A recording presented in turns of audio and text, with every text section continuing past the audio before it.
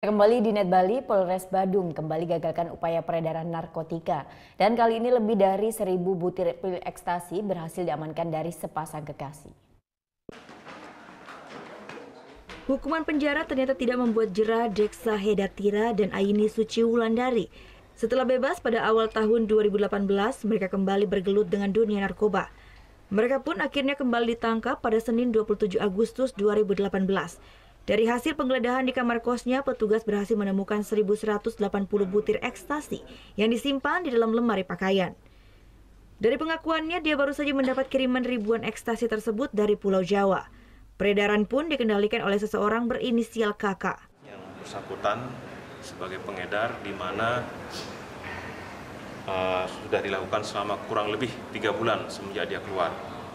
Dan juga mereka dapat upah sekali tempel sebesar 50.000.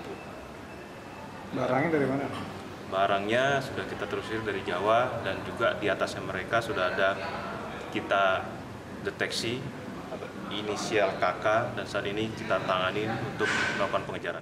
Pasangan yang bekerja sebagai ojek online dan karyawan toko ini sebelumnya ditangkap pada tahun 2015 lalu dengan kasus yang sama.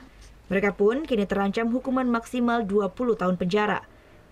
Selain menangkap pasangan kekasih ini, dalam kurun waktu 1 minggu, jajaran Sat Narkoba Polres Badung juga menangkap sepasang suami istri dan 3 penyalahguna narkoba lainnya.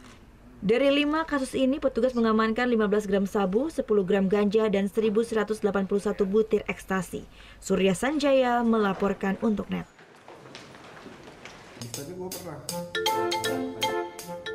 Nah, udah kan untuk beritanya? Jangan lupa di subscribe, di like, dan juga di komen ya akun YouTube dari Net Bali. Terima kasih udah subscribe. Yang belum, jangan sampai lupa. Di sebelah sini nih. Tetap subscribe.